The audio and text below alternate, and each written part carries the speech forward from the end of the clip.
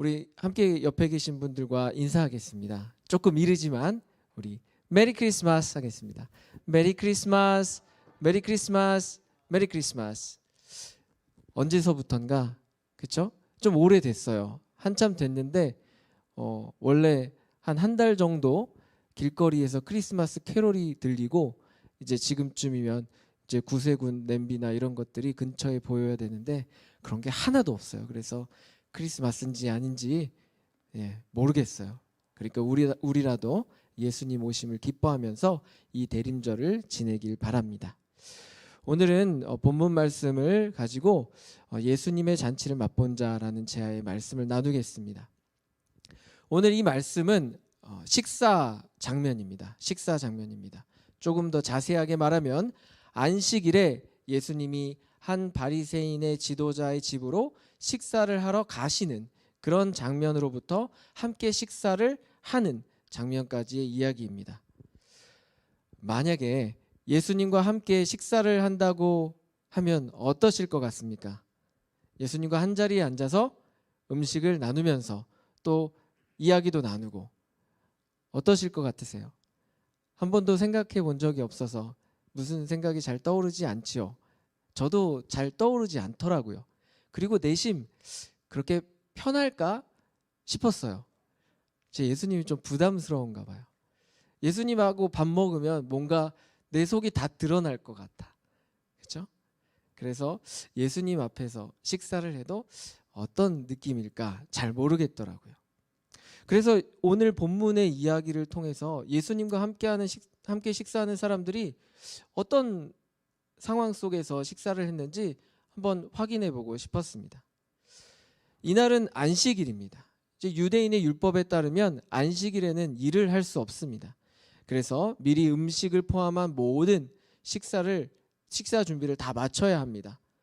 그러니 마땅히 초대할 사람들이 있다면은 미리 안식일이 오기 전에 다 언지를 주고 준비를 해야 합니다. 오늘 이 식사 자리를 준비한 사람은 바리새인 지도자였습니다. 예수님 당시에는 사두개파, 헤롯파, 바리새파, 에세네파, 열심당 등 유대교의 분파들이 있었습니다. 이 중에서 사두개파와 헤롯파는 세속 권력에 깊이 물들어 있었습니다. 그리고 에세네파와 열심당은 대중으로부터 거리를 두고 은둔을 하거나 과격한 행동을 했습니다. 반면에 바리새파는 상대적으로 권력과 거리가 멀면서도 또 대중과도 가까웠습니다. 그래서 이 바리새파의 가르침은 사람들에게 영향력이 있었습니다. 바리새인들의 지도자는 대중으로부터 인기를 얻었고 영향력이 있었던 사람입니다. 바로 그가 오늘 예수님과 식사 자리를 마련한 겁니다. 뿐만 아니라 예수님과 더불어 많은 사람들이 그 식사 자리에 초대되었을 것입니다. 식사도 그에 걸맞게 준비가 되었을 것입니다. 그래서 분명히 기대할 만한 그런 식사 자리였습니다. 안식일에는 회당에서 이제 율법을 읽고 가르쳤습니다. 우리식으로 하면 예배를 드린 겁니다. 그렇게 예배를 드리고 밥을 먹는 거 굉장히 자연스럽지요. 예수님이 그 모임을 따라서 간 겁니다. 예배를 마치고 예수님과 함께 식사하다니 우리도 예배를 마치고 예수님과 함께 식사를 하는 그런 매주의 삶이 있다면 얼마나 놀랍겠습니까? 그런데 이 이야기가 조금 분위기가 그렇게 기대감보다는 다른 분위기로 흘러갑니다. 집에 들어가시는 길에 예수님은 수종병 든 사람을 만납니다.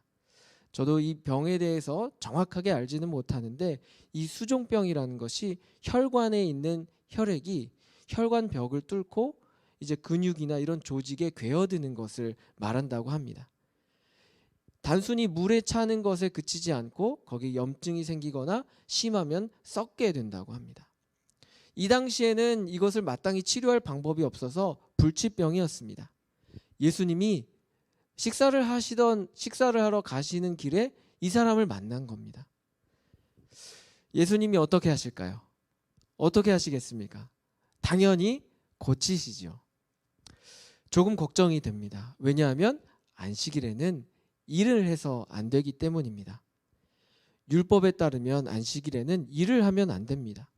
특히 함께 가고 있는, 그리고 그 식사 자리에 초대했던 바리새인들은 이러한 율법을 너무나도 열심히 지켰던 사람입니다. 그런 사람 앞에서 율법을 어기고 그 병자를 고친다는 것은 문제를 일으킬 수 있습니다. 여러분 같으면 어떻게 하시겠습니까? 저 같으면 나중에 고칠 것 같습니다. 그런데 예수님은 우리의 생각과는 다르게 고치십니다. 입을 떼셔서 물으십니다. 안식일에 병을 고쳐도 되느냐 안 되느냐 이렇게 물어보십니다. 함께 있던 모든 사람들은 아무 말도 하지 않습니다. 예수님은 그 사람을 고치십니다. 그리고 말씀하십니다. 여기 있는 사람 가운데 자기 자식이나 가축이 우물에 빠졌는데 당장 달려가서 끌어내지 않고 안식일이냐 아니냐를 따질 사람이 있느냐 이렇게 물어보십니다. 저기 안식일에 일하면 안 됩니다. 다른 사람한테는 이렇게 이야기를 할 수 있는데 만약에 그게 자기 상황이 되면 내 자녀나 내 어떤 소유물이 내 낙이나 내 가축이 생명의 위협을 받고 있는 상황에서 안식일이냐 아니냐가 중요하지 않다고 말씀을 하신 겁니다. 예수님께서 하시는 이 말씀은 정작 너희도 지키지 못하면서 이 율법을 다른 사람에게 권하는 너희조차 지키지 못하면서 마치 너희는 아무런 흠이 없는 듯 자랑을 하는구나. 정작 중요한 하나님의 뜻, 하나님을 사랑하고 또 이웃을 사랑하고 아픈 자를 긍휼히 여기는 이런 하나님의 뜻은 너희가 멸시하는구나. 이렇게 말씀하신 겁니다. 예수님께서는 한마디로 그 바리새인들을 향하여서 너희는 외식하는 자다 이렇게 말하고 있습니다. 너희들은 위선자다 이렇게 말하고 있습니다. 그 자리에 있던 사람들이 예수님의 말씀을 듣고 마음이 어땠을까요? 이 사람들이 예수님하고 뭐하러 가던 길이었죠? 밥 먹으러 가던 길이었습니다. 밥 먹으러 가던 길에 갑자기 예수님이 한 사람을 고치시더니 자신들을 향하여서 나무라시는 겁니다. 예수님과 함께 밥을 먹고 싶겠습니까? 이게 분위기가 안 좋아지고 갑자기 불편해집니다. 이대로 가면 불편한 식사 자리가 될 것이 뻔합니다. 뭔가 분위기 전환이 필요합니다. 이제 식사 자리에 도착을 했습니다. 막상 식사 자리에 도착하니까 이제 음식들도 보이고 해서 냉랭한 분위기가 좀 가라앉는 것 같습니다. 식사를 준비한 지도자가 이제 인사를 건네면서 여기 서로 자리를 찾아가서 앉으시라고 이렇게 말을 하고 있습니다. 우리도 식사 자리가 있으면은 이쪽으로 앉으세요, 여기 앉으세요 이렇게 말을 하죠. 그렇게 말을 하면서 이렇게 자리를 갖춰 앉습니다. 다 앉은 것 같습니다. 그런데 예수님이 비유를 한 가지 말씀하십니다. 8절에서 10절의 말씀입니다. 우리 한 절씩 교독하겠습니다. 내가 누구에게나 혼인잔치에 청함을 받았을 때에 높은 자리에 앉지 말라. 그렇지 않으면 너보다 더 높은 사람이 청함을 받은 경우에 청한 자가 와서 너더러 이 사람에게 자리를 내주라 하니 그때 내가 부끄러워 끝자리로 가게 되리라. 함께 읽겠습니다. 청함을 받았을 때에 차라리 가서 끝자리에 앉으라. 그러면 너를 청한 자가 와서 너더러 버시어 올라 앉으라 하리니 그때에야 함께 앉은 모든 사람 앞에서 영광이 있으리라. 아멘. 요약하자면 이런 말입니다. 상석에 앉으려고 하다가 낮은 자리로 가면 부끄러울 수 있으니까 우선 낮은 자리에 앉다가 혹시 상석으로 불러주면은 그때 올라가면 영광 받을 수 있다. 맞는 말인가요? 좋은 말이죠. 그렇죠? 예수님께서 어떤 처세술에 대해서 말씀하시는 것 같습니다. 그런데 우리가 아는 예수님은 거칠애를 말씀하시는 분은 아닙니다. 어떤 처세술을 말씀하시려고 지금 이 순간 이 이야기를 꺼내지는 않으셨을 겁니다. 예수님의 말씀은 언제나 우리 마음의 깊숙한 곳을 향하여서 말씀을 하십니다. 예수님은 높은 자리를 향한 삶이 몸에 배인 그 자리에 앉은 사람들을 향하여서 책망을 하시는 겁니다. 그들이 예수님을 초대했지만 정작 예수님이 평소에 어떤 말씀을 하시고 어떤 행동을 하셨는지 전혀 관심이 없는 것입니다. 예수님은 무엇을 하셨습니까? 부정하다고 외면받는 그 병자들을 고치시고, 또 매국노라고 손가락질 받는 세리들과 친구가 되시고 그들과 어울려서 식사를 하셨습니다. 이러한 예수님의 삶을 아는지 모르는지 그들은 예수님에게 신경을 쓰지 않습니다. 예수님은 계속해서 말을 이어가십니다. 이번에는 잔치를 베푼 지도자를 향하여서 말씀을 하십니다.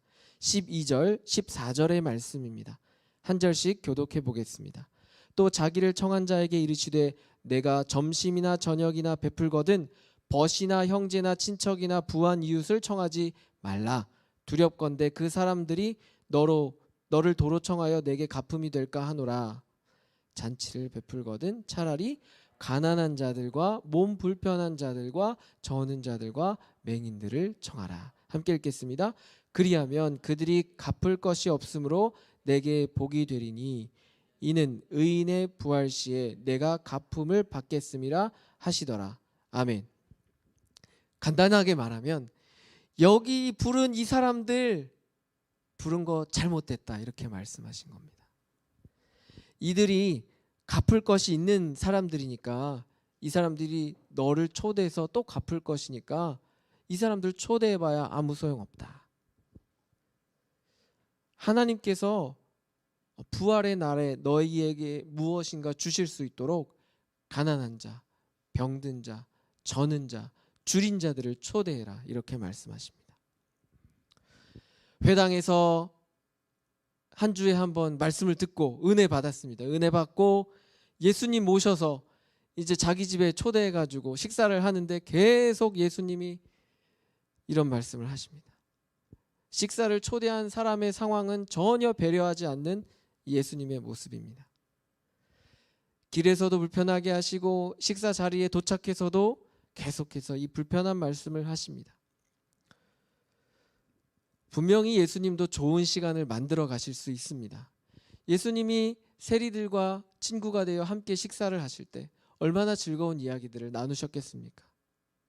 그런데 이 자리에서는 예수님이 조금도 그러한 노력을 하지 않으십니다. 15절 말씀을 보면 이 불편한 식사 분위기를 바꾸려고 하는 한 사람이 보입니다. 15절 말씀에 이렇게 있습니다. 함께 먹는 사람 중 하나가 이 말을 듣고 이르되 무릇 하나님의 나라에서 떡을 먹는 자는 복되도다 하니. 무슨 말인지 다 듣고 알았을 텐데 그래도 이 식사 분위기를 계속해서 이어가야 하니까 이렇게 좋은 말로 풀이를 합니다. 이 사람은 예수님께서 부활하시는 날에 너에게 갚을 것이다 한 그 대상은 아니지만 그래도 재치 있게 받아들입니다. 그들의 입장에서 예수님의 말씀이 불편했지만 그 자리가 그냥 어중이 떠중이가 모인 것이 아니라 유력한 사람들이 다 모인 자리이기 때문에 애를 씁니다.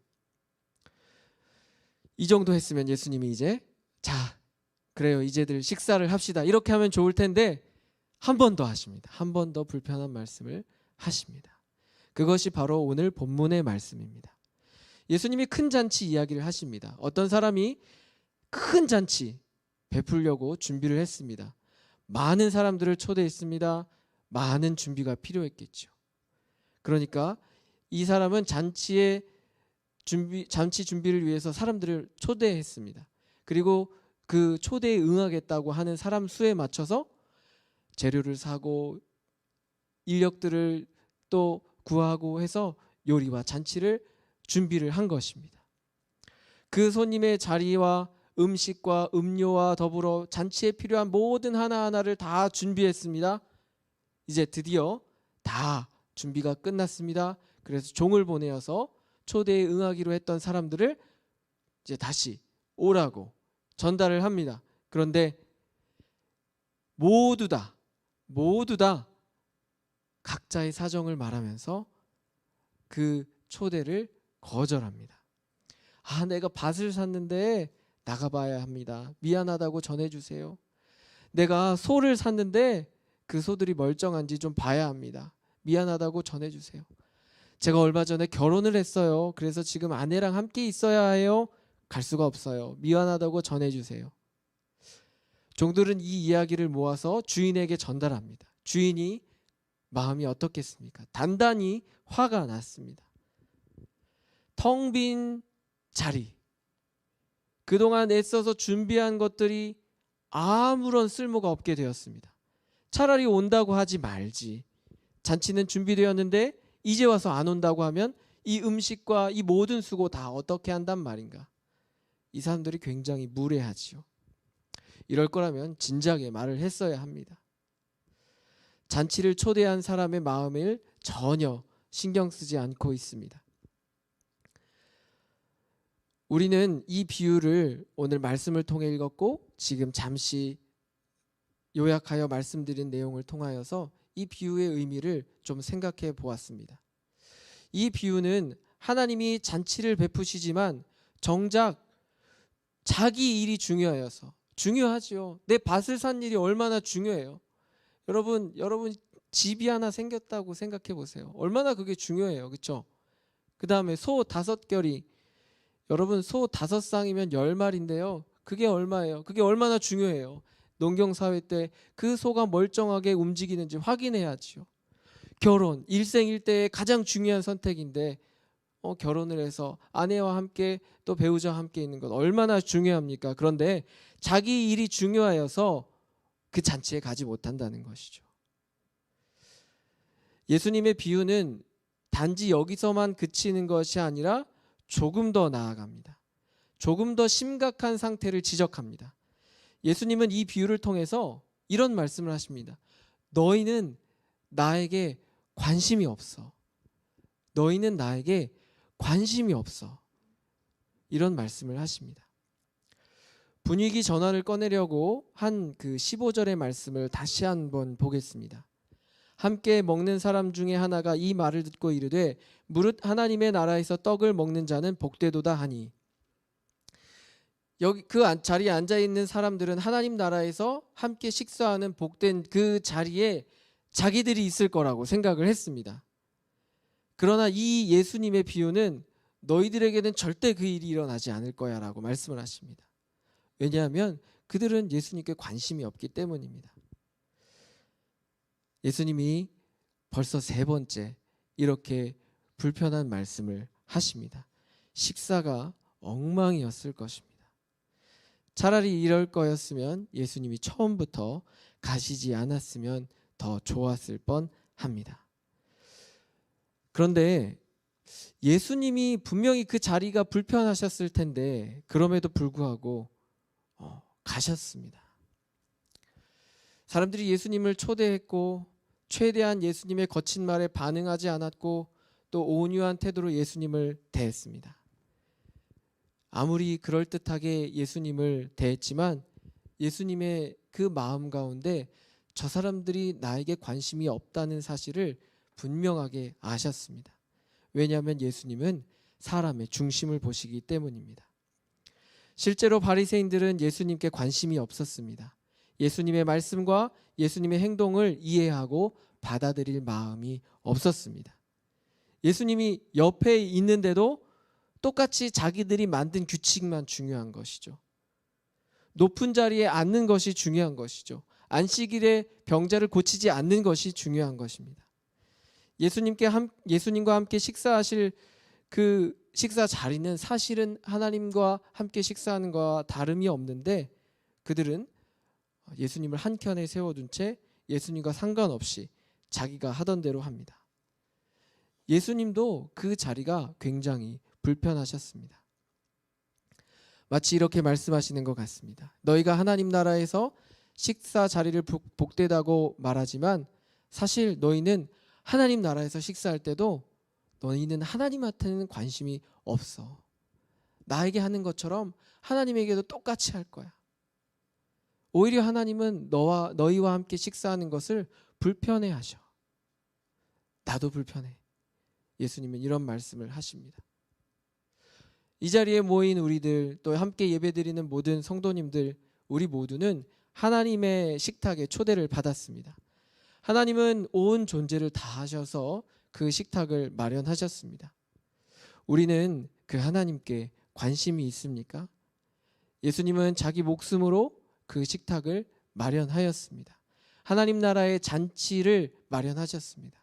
우리는 그 식탁을 마련하신 예수님께 관심이 있습니까? 하나님의 말씀과 행동을 이해하고 받아들이려는 그러한 마음이 있습니까? 예수님은 오늘 이 식사의 자리로 가시는 중에 무엇을 하셨습니까? 이웃을 사랑하셨습니다. 그리고 낮은 자리에서 값없는 자를 섬기라고 말씀하셨습니다. 더불어 살아라고 말씀하셨습니다. 우리는 이 하나님의 말씀을 갖고 한 해를 어떻게 지냈습니까? 매주 예배를 드리고 또 우리 각자 상시로 말씀을 읽으실 겁니다. 또 기도도 합니다. 그러면서 우리는 어쩌면 예수님을 그럴듯하게 대하고 있는지도 모르겠습니다. 예수님의 말씀과 또 행동, 그것에는 실제로 관심이 없는 건지도 모르겠습니다. 그런데 예수님이 계속 무슨 말씀을 하십니까? 불편한 말씀을 우리에게 하십니다.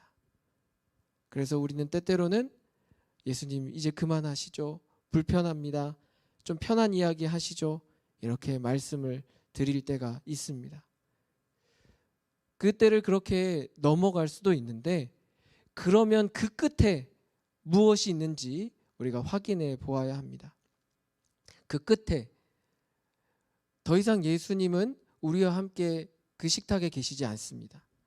그리고 그분의 나라에서 끝까지 예수님의 말씀대로 살다가 길가 그리고 산 울타리에 남아있는 자들, 그들이 예수님과 함께 식사를 할 것입니다. 그 모임 중에 우리가 없을 수도 있습니다. 그 일을 생각해 보시기 바랍니다. 예수님은 이 일이 생기는 것을 막으시려고 그 바리새인들 불편한 자를 쫓아가서 말씀을 하고 계신 겁니다.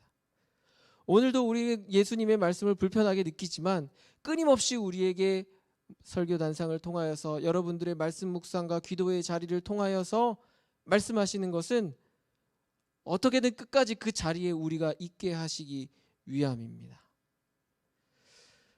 거기서 우리는 예수님과 함께 앉아서 식사를 해야 하지요.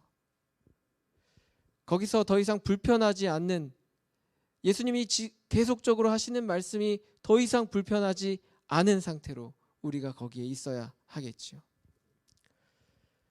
그저 그런 소소한 이야기가 아니라 그날에 예수님께서 무엇을 내게 보이셨고 내가 그것을 따라 어떻게 살아왔는지 그 이야기를 해야 하겠습니다. 우리 같이 읽어보겠습니다. 한번 같이 읽어보겠습니다. 예수님, 예수님을 따라 사랑했습니다. 예수님, 예수님을 따라 섬겼습니다.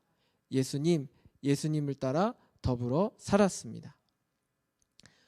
여러분들이 이 이야기를 예수님께 드리시기를 바랍니다.